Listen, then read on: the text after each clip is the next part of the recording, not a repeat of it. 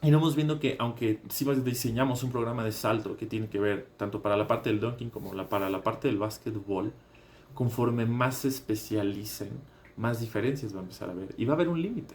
O sea, si tú me dices juego 5 veces a la semana básquetbol, tal vez se llegue a un punto en donde sea complicado seguir progresando sin renunciar a tal vez algunas otras cosas.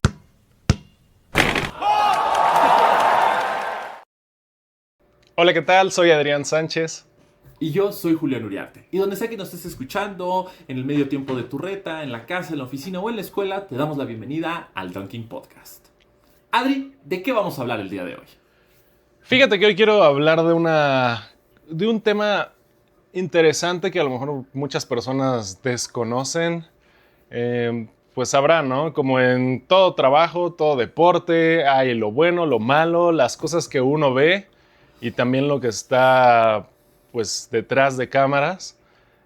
Bueno, en este caso lo quiero decir así porque pues todo este contenido que hacemos en redes, pues al final del día es grabado a través de una cámara y hay muchas cosas que la Claro. gente no ve. Y sobre todo, pues vamos a hablar del dunking, que pues es una disciplina en desarrollo y por lo mismo yo siento que todavía no hay todo este acercamiento con la gente, hay muchas cosas que las personas desconocen y creo que es un buen momento para comentarlas, para que entiendan un poco más de la disciplina y a lo mejor despejar algunas ideas erróneas que todavía mucha gente tiene. Por supuesto. Y si hubiera todavía más dudas o ustedes quieren aportar su granito de arena, por favor no olviden dejarlo en los comentarios y darle like a este video. Claro. Yo quiero empezar con algo fascinante que muchas veces no se termina de comprender. Y es que la disciplina del dunk por sí sola está todavía en pañales. Ahora, eso no significa que la acción de clavarla o la espectacularidad de esta acción no sea algo muy reciente. O sea, desde los 80s con Michael Jordan, con Dr. J, con Magic, las clavadas fueron este wow en el mundo de la NBA. Se hicieron increíblemente populares en el All-Star, con el concurso de clavadas. Y hoy día todo el mundo sabe qué significa hacer eso. Pero como deporte independiente es fascinante porque no existe todavía una reglamentación universal y no ha sido, la verdad, decididamente declarada como un deporte por sí mismo. Ahora, hay Sí. excepciones. O sea, sí hay una manera en que algo que nace dentro del básquetbol se convierte en algo en sí mismo. Y el mejor ejemplo de esto es el 3x3. El 3x3 fue un deporte en su origen callejero que ha evolucionado hasta nuestros días, hasta convertirse en una disciplina olímpica.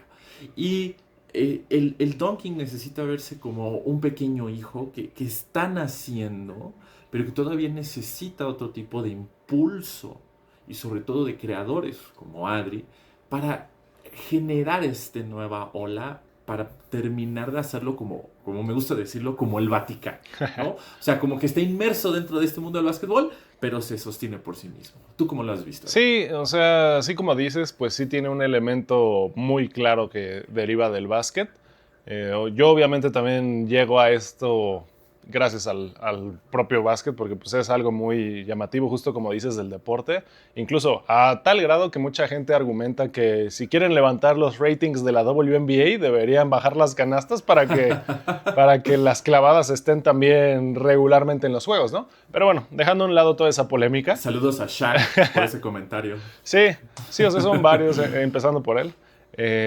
Pero bueno, o sea, tiene elementos, ajá, ya habías comentado tú en alguna ocasión, como de gimnasia, por toda esta cuestión de la acrobacia. Yo también lo veo muy similar al salto de altura, por el tipo de entrenamiento que se tiene que Sí. hacer. De hecho, yo creo que mucha gente ha de creer que esto pues, son así enchiladas, y no, realmente, o sea, para tener progreso en esto, tú lo has visto, tenemos que tener un entrenamiento prácticamente de nivel olímpico para poder mejorar centímetros nada más en salto vertical.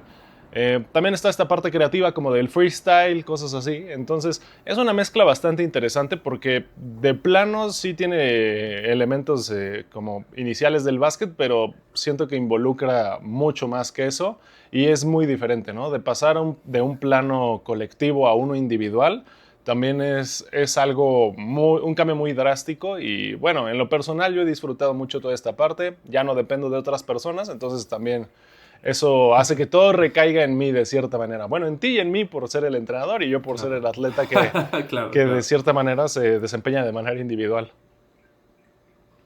Oh, y entiendo perfecto. Y creo que esta es una de las más grandes concepciones, no quiero decir erróneas, Ujú. pero al menos incompletas que hay del dunking, que creen que es un hijo 100% del básquetbol.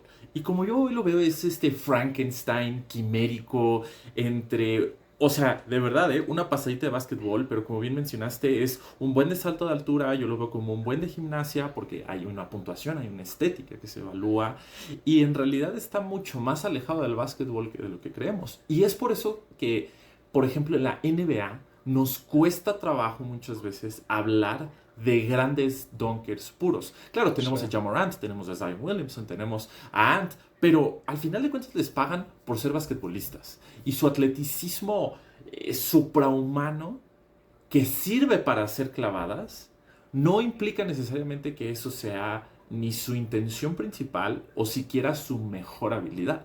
Y viceversa, o sea, vemos como los grandes dunkers, los grandes exponentes del dunk, claro, la gran mayoría tienen un antecedente en el básquetbol, pero la verdad es que han pulido sus habilidades, han entrenado y se han especificado exacto. hacia el dunk, no hacia el básquetbol. Entonces está más lejos de lo que muchas personas creen y eso es fascinante. Sí, al final las cualidades que tienes que tener para una y para otra no son las mismas, entonces sí hay una brecha grande, ¿no? En esa parte. O sea, tanto en la NBA, por lo mismo de que no están especializados los jugadores, no vas a ver trucos tan complejos, ¿no? Como los ves luego en Sí, los concursos donde son exclusivamente pro dunkers.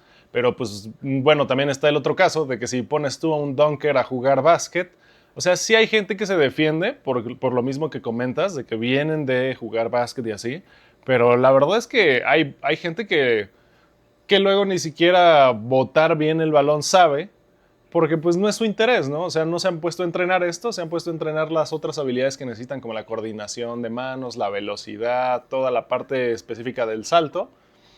Y pues ya, o sea, se genera esta separación que es evidente, pero no tanto luego para la gente que lo está viendo desde afuera.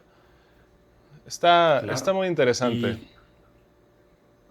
Y y creo que una de las más grandes diferencias lo podemos ver aún dentro del contexto de la burbuja NBA, que es nuestro flamante 4 veces campeón Mike McClung Ujú. contra esencialmente todas las personas con las que ha competido, Exacto, sí. que son grandes basquetbolistas. Digo, es más, voy a usar un ejemplo increíblemente burdo y contrastante, que es Jaylen Brown como jugador NBA y su exhibición de clavadas que la verdad fue de lo peorcito que hemos visto en años, Sí. pero nadie debate que probablemente está en el top 25 de jugadores NBA actualmente. No podemos decir lo mismo de Mike McClung, que la verdad se ha partido el lomo intentando llegar a tener minutos en un equipo NBA, pero todo el mundo sabe que como Duncan es probablemente uno de los mejores del planeta.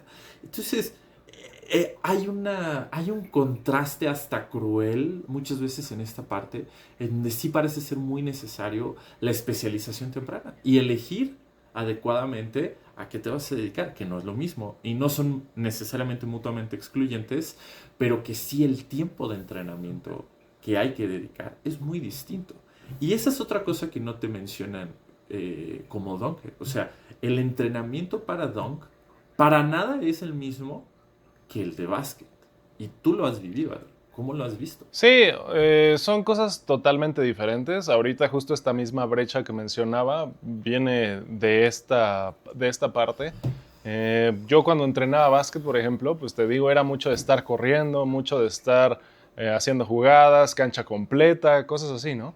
Y ahorita, de entrada, la dinámica del propio deporte cambia totalmente, ¿no? O sea, yo no tengo que preocuparme por jugar un 5 contra 5, no tengo un rival enfrente. Táctica. Ajá, o sea, no tengo a nadie ahí deteniéndome en el aro, entonces cambia mucho esta percepción, cambia mucho el enfoque.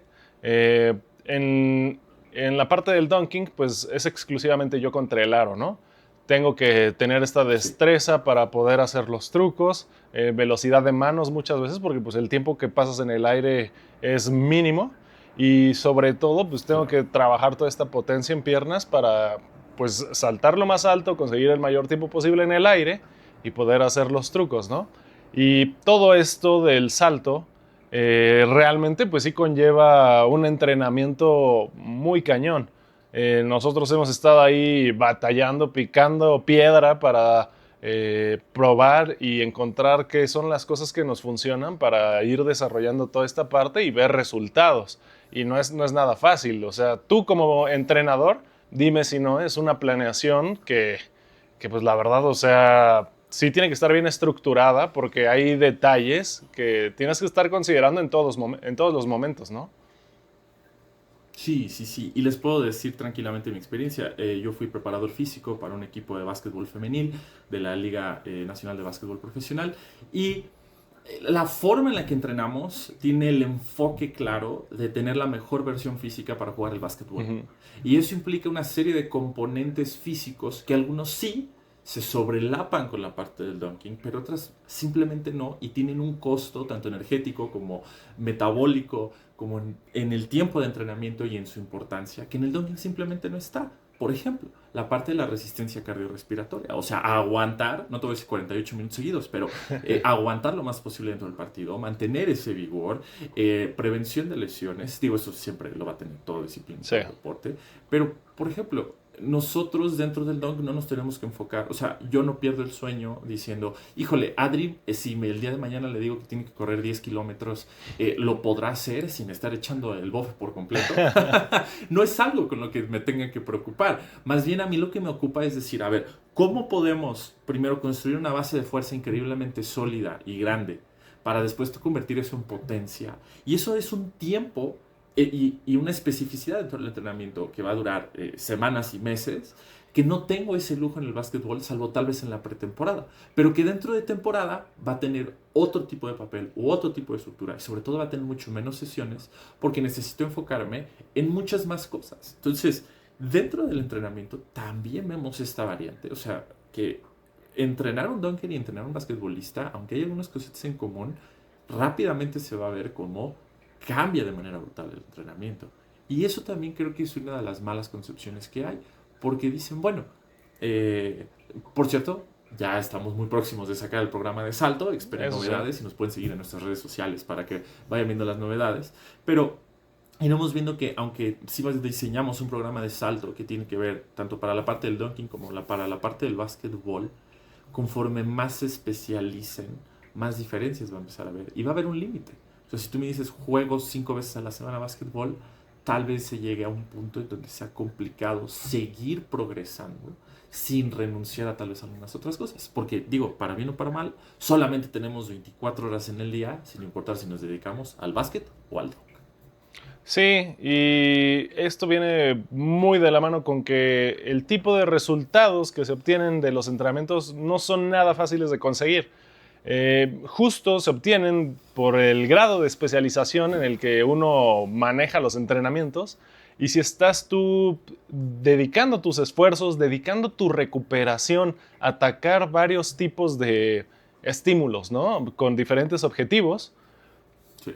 pues la verdad es que tus esfuerzos no se van a concentrar en una ni en otra, ¿no? Entonces, sí, a lo mejor, pues, o sea, el básquet a lo mejor sí das el ancho, ¿no? Porque ahí involucran mucho más, cualidades, ¿no? O sea, resistencia, tienes que tener tu trabajo de bote, muchas cuestiones, ¿no? Y si a lo mejor metiste ahí un poquito de pliometría, cositas así, pues seguramente vas a haber incrementado tu salto. Pero es la verdad, o sea, es una diferencia muy cañona el poder tocar el aro a el decir, no, pues meto el codo entero a la canasta o le pego con la cabeza al aro. O sea, son muchos centímetros de diferencia y yo creo que hay mucha gente que no se da cuenta que el tener esa magnitud de resultados es totalmente dependiente de el cómo te especializas en ciertos tipos de entrenamiento. Y vamos a terminar de profundizar esto pensando al revés en el básquetbol. Ujú. Si yo te dijera, mira, vamos a empezar pretemporada, o es el verano, tienes a tus hijos, o tienes a tus primos, o tú mismo, dices, ¿sabes qué? Voy a tomar este verano para mejorar una habilidad de básquetbol. Órale, va. Voy a mejorar mi tiro. Entonces, por los siguientes 2, 3 meses voy a hacer, no sé, 100, 500, 1000 tiros al día para mejorar mi mecánica, mi fluidez, mi movimiento. Ok, o sea, imagínate el tiempo que genuinamente tienes que meter para mejorar una de las múltiples habilidades que hay en el básquetbol. Sí. Y algo muy bonito es que la repetición es algo que ayuda. Pero ¿qué pasa en el dunking? Yo no puedo decirle a Adri, no vas a hacer otra cosa que saltar diario durante 3 meses para mejorar tu salto. ¿Qué crees? Eso no va a funcionar. O sea, lo más seguro es que te voy a llevar más hacia una lesión. Sí. Que a una mejora significativa. Y sí, yo sé que me van a decir, ay, es que el papá de Ja Morant hacía que Ja Morant saltara 100 veces diario sobre una llanta. Sí, hay formas de entrenar. Hasta donde tengo entendido, el papá de Ja Morant no era como que entrenador olímpico y afortunadamente le funcionó, entre comillas, pero no es echarle mala onda a nadie. Vean todavía todos los problemas que trae Ja Morant, que ya empezaron en las rodillas. Otra vez, no es ataque, nada más. Es difícil.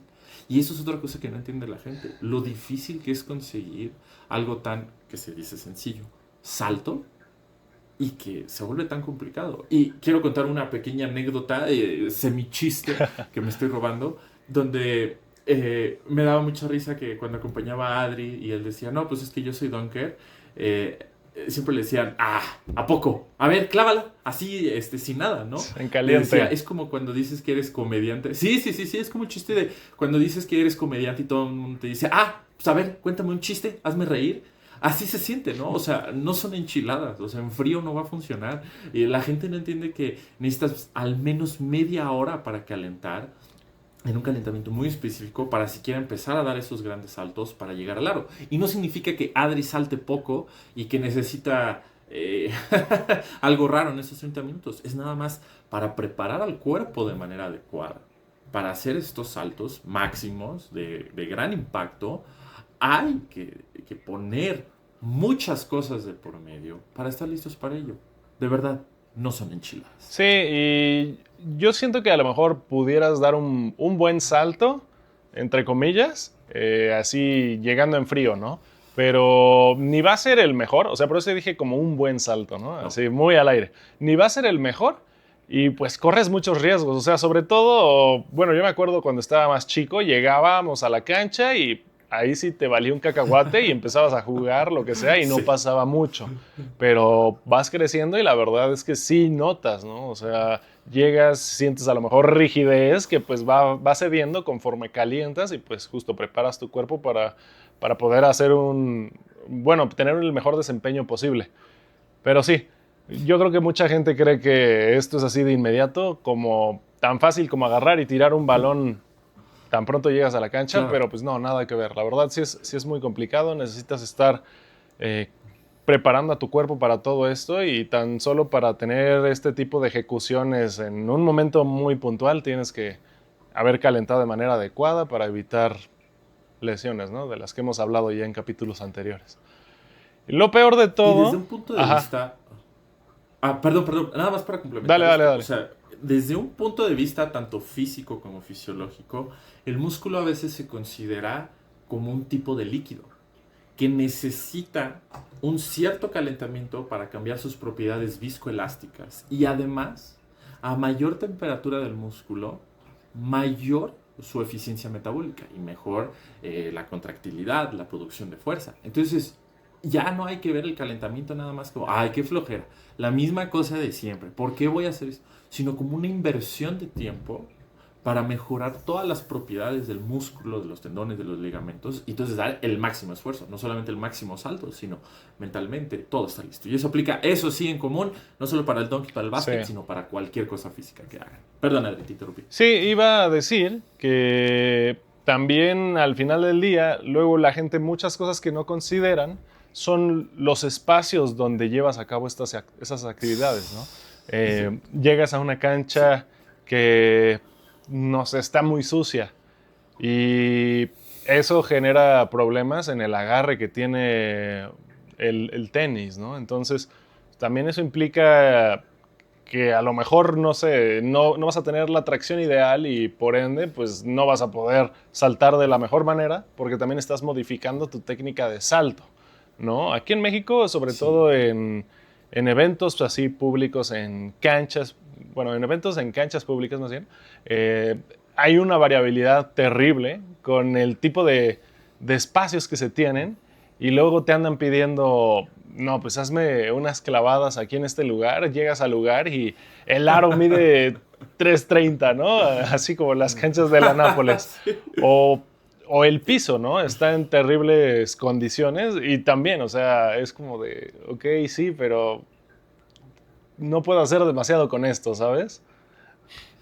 Claro, o el aro es de metal macizo que además está Sin soldado, ¿no? resortes. Entonces es una piedra. Sí, claro. Claro, o sea, no hay condiciones estándares. Y yo lo llevo todavía un paso más adelante. O sea, también hay muy pocos gimnasios en el Ujú. país que puedan cumplir diciéndolo de la manera más suave, con el equipo, los espacios y la infraestructura para hacer un entrenamiento de la mejor Y hasta el manera. A ver, no mantenimiento. estoy diciendo. Sí, hasta el mantenimiento. No estoy diciendo, no, necesitamos 400 réplicas del Comité Olímpico Mexicano. No, no necesariamente. Pero, por ejemplo, gimnasios de cadena que son súper comunes en centros comerciales, en grandes espacios, que muchas veces son la primera opción de muchas personas, usualmente no tienen las instalaciones o siquiera las reglas para poder realizar entrenamientos adecuados para dunking y muchas veces también para básquetbol, crean. Sí, en En mi general como experiencia he para visto eso. deporte, Y ¿no? eso entonces, sí, Sí. sí. Y voy a dar un ejemplo sencillísimo. Azotar las pesas. Te Ahora, va a sonar la en alarma, general Jules. es un mal contexto. Sí, sí, sí, ya sé, ya sé. Me van a empezar a regañar los gimnasios de todas las cuadras de aquí alrededor. Pero usualmente hay una política de no azotar las pesas, en donde estoy completamente de acuerdo, dentro de reglas de civilidad y de comportamiento dentro de un gimnasio, entiendo. Pero, por ejemplo, cuando estamos haciendo levantamientos olímpicos o pesos muertos con 180 kilos, pues a veces o se te cae la barra hasta por seguridad, o simplemente la azotas porque ya, o sea, hiciste el aventamiento y la manera de descargarla es, o sea, soltándola hacia atrás y tan tan. Sí. Entonces, nosotros entrenamos en un gimnasio en donde se pueden hacer levantamientos olímpicos, se pueden azotar las barras y la verdad es que nadie te voltea a ver, o sea, sobre todo porque no es un gesto grosero, es natural, pero tu gimnasio tiene equipo para azotarse, tiene discos olímpicos, tiene barras adecuadas, no hay ningún problema, no vas a romper el espacio. Como anécdota slash chiste, una vez Adri y yo entrenamos en un gimnasio en donde como al mes estábamos como en un tercer piso y, o sea, al mes se empezó a hacer un hueco en el piso del azotón de las barras. Obviamente no duramos mucho tiempo más en ese gimnasio, pero sí fue como de chale, o sea, definitivamente este lugar no fue pensado para aguantar estas cosas y literalmente se está rompiendo ante nuestros ojos. Entonces, hasta eso puede llegar a ser increíblemente difícil para, sobre todo en altos niveles del deporte. Sí, es un poco decepcionante porque nos ha costado mucho trabajo encontrar espacios adecuados, tanto a Sí, mí como a las canchas, sí, como pues a los dos en esta parte del gimnasio que es donde entreno contigo. Eh, no es sencillo, en México no hay demasiadas opciones. Eh, hay que buscar muchas veces la manera de darle la vuelta a esto. O sea, muchos a lo mejor, no sé si están en universidades privadas, ¿no? Quizás el TEC, cosas así, que tengan mejores instalaciones. Pues la verdad yo creo que luego eso es mucho, un buen recurso que uno sí puede aprovechar. Pero hay mucha gente que no tiene acceso a todos estos espacios y la verdad es que es difícil. Además, hoy en día muchos de los gimnasios que pudieran servirte para esos propósitos son gimnasios de CrossFit, ¿no? Y pues el CrossFit sabemos que sí. está de moda, está en auge y hay veces en las que o son muy caros los estudios, ¿no? De CrossFit o los gimnasios de CrossFit o también no están en una posición donde sean horarios flexibles más allá de sus clases, Justo. ¿no? Entonces, es muy complicado encontrar espacios buenos para entrenar de esta manera. Sí, y mucho también tiene que ver con la mentalidad y cómo se plantea lo que significa entrenar o hacer ejercicio para población general o para cualquier objetivo. O sea, de verdad, sí diré que dentro de las pocas cosas buenas que considero que el CrossFit nos legó, fueron estos nuevos tipos de gimnasios Eso que sí. nos daban un poco más de flexibilidad en equipos y en herramientas para utilizarse. Pero si no hay un cambio importante de mentalidad y la forma en la que se percibe el ejercicio, también eso lo vuelve muy complicado. Y justo hablando de esta mentalidad, ese también ha sido otro reto brutal que hemos tenido dentro del dunk, donde hablaba al inicio que hay este factor wow, ¿no? O sea, porque es muy impresionante ver a alguien clavarla, es algo raro. Sobre todo aquí en México, se cuentan muy pocas personas que siquiera puedan llegar a hacer la clavada más sencilla, y ya eso sí es impresionante. Pero también el cómo se dimensiona y cómo se aprecia esta parte del dunk es fascinante. Hemos hablado en un capítulo previo de cuando hubo esta exhibición con Diablos, las personas que pasaron. Solo quiero que sepan que Adri hizo un... ¿Te acuerdas qué dunk hiciste? El primero fue un una reverse clavada, windmill. creo que de reversa. Ajá. O sea, un reverse windmill. Por favor, y etiqueten en los comentarios cuántas personas, o sea, qué personas conocen que pueda hacer un reverse windmill. Y entonces las personas que lo juzgaron en una calificación del 1 al 10 le pusieron un 4. Un 4.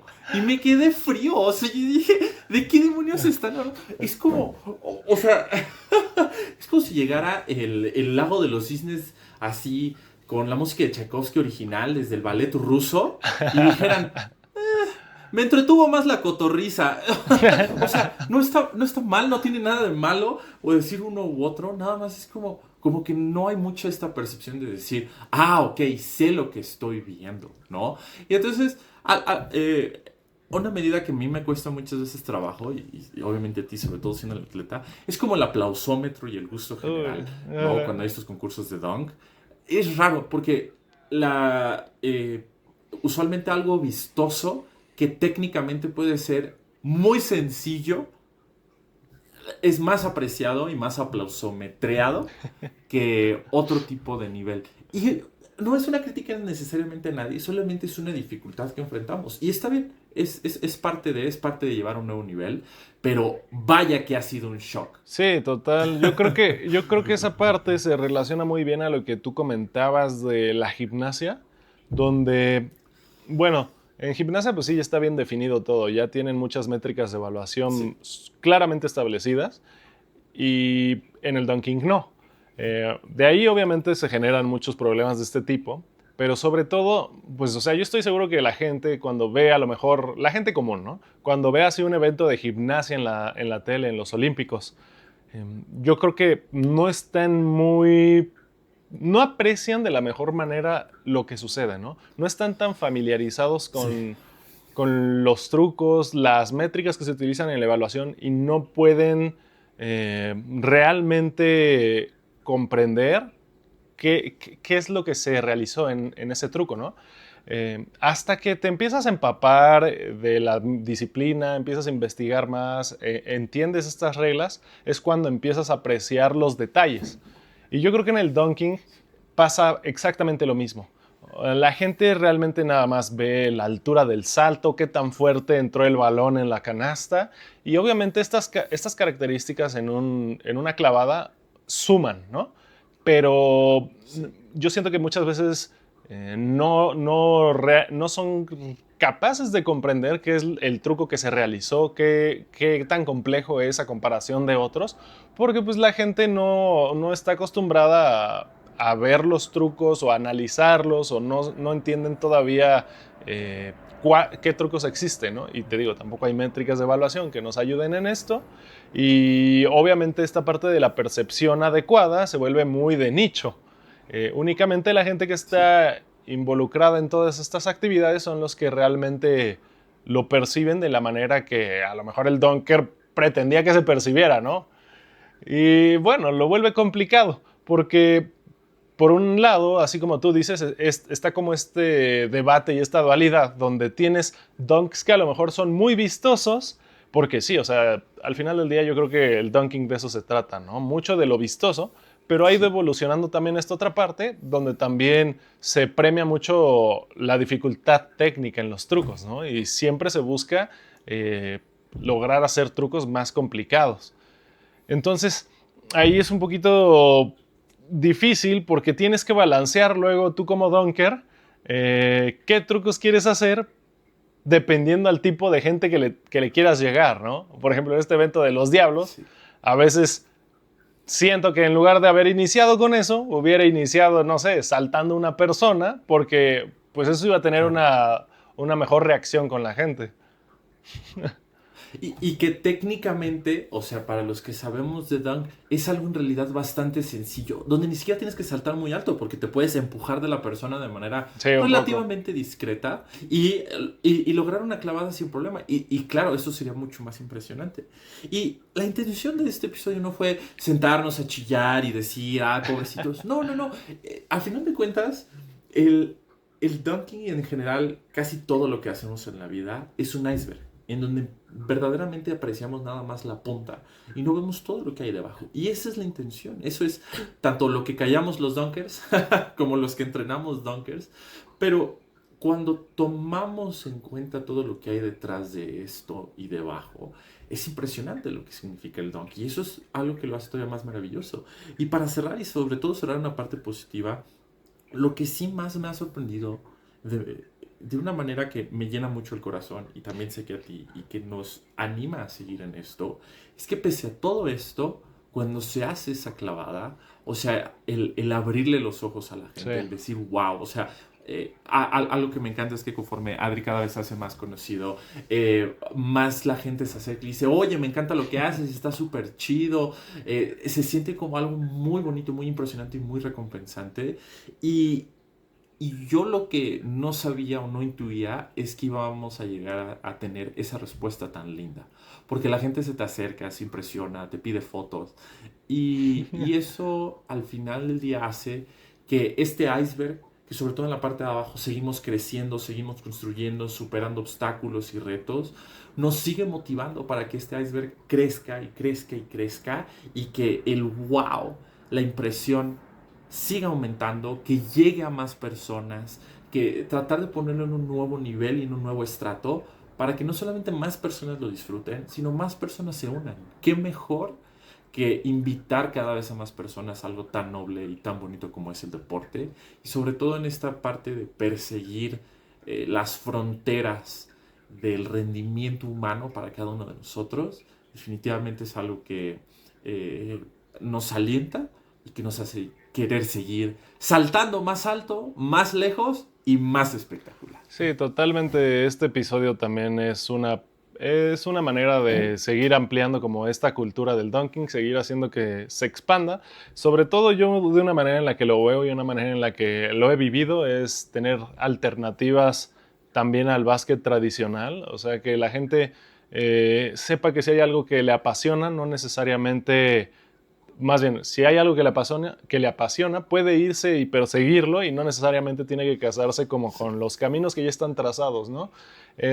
Yo sé que yo no soy el primer dunker del mundo, para nada, pero pues sí estoy siendo una de las piezas claves, yo creo, en impulsarlo acá en México, y pues la verdad Sí. me interesa que esto se siga expandiendo, ¿no? O sea, al final del día hay mucha gente que le atrae todo esto y estoy seguro que va a ser algo muy gratificante para muchas personas, ya sea lograr su primer clavada o desempeñarse de la manera que yo lo estoy haciendo, ¿no? Entonces, eso está padre, como tú dices, seguir motivando a las siguientes generaciones de esta manera, incluso también adultos, ¿no? Los motivas, Claro. los sorprendes, y luego muchas veces ya uno, cuando llega a cierta edad, es difícil de sorprender, y la verdad, o sea, yo me llevo un buen sabor de boca Sí. cuando veo a adultos, o los papás de los niños, que pues también te hacen comentarios. Es algo muy bonito. Pero, pues bueno, ya seguiremos hablando de esto en futuros episodios. Vamos a seguir ampliando anécdotas, tocando las dudas que ustedes tengan. Déjenos acá en la caja también comentarios, dudas, qué más les gustaría ver, cosas que se pudieran mejorar también en el podcast. Y pues nada, nos vemos en el siguiente episodio del Dunking Podcast. Nos vemos.